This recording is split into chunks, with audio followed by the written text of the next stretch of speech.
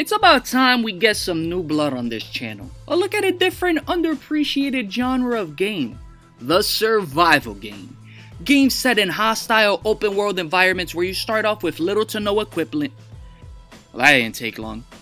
Little to no equipment and are required to survive as long and prosperous as possible by crafting, collecting, and building. Oh, what am I explaining all this for? If you clicked on this video, you should know what a survival game is. Unless you're just here to support, in which case, kiss me, please. Big Nasty has joined the game, trying to make it work in the top 10 survival games. Now, would you all please do me a favor and research a subscribe button for my channel, please? I got 90 scrap. Here, take it. Research it, please. Why don't you just subscribe, please? Why won't you just subscribe? I've been a good boy. Number 10. Now, most survival games don't really have a clear goal besides survive the best way that you can, and that is a better goal than any to have, but sometimes it's just nice to clearly have something to work towards. Valheim seems like a breath of fresh air because while the main goal is and always will be to survive, progression is made by defeating the bosses found in each different biome, increasing your resources, recipes, and abilities, while engaging in edge-of-your-seat battles with giants, trolls, and deadliest of all, mosquitoes. If you ever get the feeling you just want to be a Nordic warrior worthy of death in Valhalla, check out Valheim. Number 9. In almost every survival game, you're usually dealing with physical problems and threats, hostile enemies, starvation, and the environment. But what happens if you're in just as much danger mentally? Don't Starve Together explores the idea expertly by introducing something called the sanity meter. In a dark gothic setting, if you spend too much time alone in the dark or ignore your deteriorating mental health, then your mental afflictions become your very downfall as your trauma disguised as shadow creatures begin to hunt you down.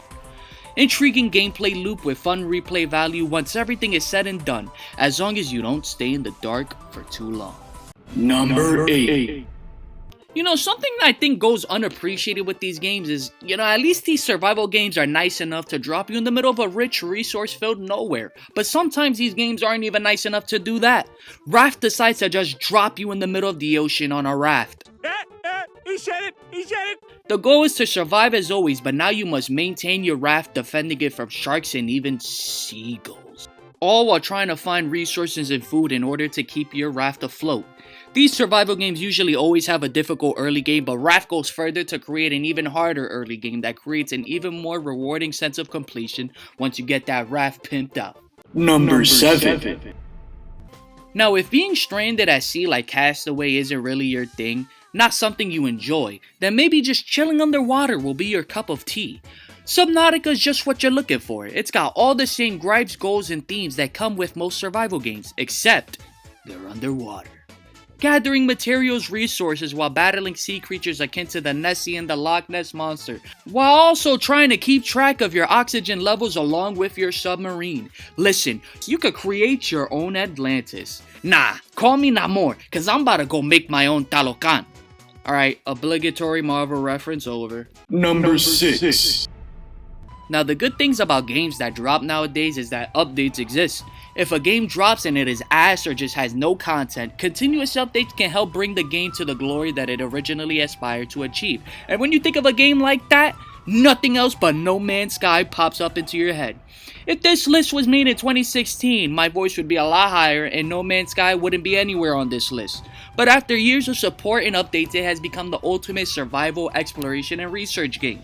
You can follow the game's main story or choose to roam all over space, explore planets, research creatures, environments, and entire ecosystems, along with a ton of other surprises. Props to No Man's Sky for the best video game blow-up of all time. Number 5. Survival games can be really hard, but damn, is there any game like this that's harder than Rust? Constantly in a battle with the environment, temperature, hunger, animals, a patrolling helicopter that will gun you down before you can say Happy New Year's, along with other players and entire clans that will shoot you down and completely raid your base. Rust is an addicting, difficult sandbox game that also remains extremely rewarding when you get your base set up and name yourself as the big dog of all the land over the other clans. Just make sure you got a year off your life and just make sure you bring a friend, or 2, or 5. Number 4. Now, when doing research for this vid, like always, I learned something new. I learned about different games and selections that I hadn't known about before. But by far the biggest surprise to me was The Long Dark. and just how many lists it was topping as one of the best survival games. The more and more I looked into the game though, the more it seemed to make sense. A long adventure out in the Canadian wilderness with a dedicated story mode, endless survival along with a variety of challenges for you to complete, meaning there is tons of value in this game. With continuous updates, meaning that there will always be new things for new and old players. There might not be multiplayer, but that doesn't mean there's no fun to be had with your friends, like seeing who can survive the longest, or who can complete the most challenges. With the last story episode yet to release, it's interesting to witness what kind of improvements can still be made for this game in the near future. Number 3. This next game is one that needs no introduction, so I'm not gonna try to. Terraria is a fun 2D survival game with endless amounts of content whether you're alone or with friends. The more and more you play this game, the more addicting and expansive it gets with no sign of stopping or slowing down. And it even features unique RPG elements that I think none of the games here so far have. You can make friends, defeat bosses, and explore dungeons and villages. You can load up a new world every day for a year and still do something different each time, yet still somehow end up dying to a slime each and every time. Number 2. This next game is one that needs no introduction, so I'm not gonna try to. Absolutely everybody knows about Minecraft, so I don't even need to explain it. In fact, you're probably asking yourself why it isn't number 1 on this list, but you know me. You're no big nasty. I always gotta go outside the box and leave you on your toes. Everyone has experienced Minecraft once in their life, and whether they like it or hate it, they can't deny the cultural impacts it's created and the importance of it as the survival game that comes to everyone's mind. And the best part is, you can make erect dicks in the game. That automatically bumps it up 5 spaces. Speaking of dicks, I got the 1-inch wonder ready to gaze at our number 1. But before that, let's pay respect to the chonkers we've talked about today. Wow, I really lost sight of that metaphor. Number 10, Valheim. Number 9, Don't Starve Together. Number 8, Raft. Number 7, Subnautica. Number 6, No Man's Sky. Number 5, Rust. Number 4, The Long Dark. Number 3, Terraria. Number 2, Minecraft. And Number 1. you know, a lot of these games have overlapping themes, gimmicks, and gameplay loops, but none of them can make something as simple as knocking down a tree so intense, leaving you on edge at all times. Your plane crashes in some abandoned forest, and before long, you meet these weird creatures, humans that aren't human, plotting to cannibalize you.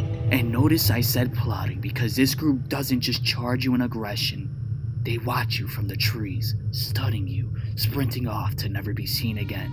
That is, until you forget about them. A large island with wildlife, food, cave systems, and even an intriguing story with its own twist, all at your fingertips while you worry that something may be creeping up behind you, wondering if it's safe to go out at night or alone. This is the story of the forest. A must-play survival game for any survival fan or just anybody that thinks they're ready.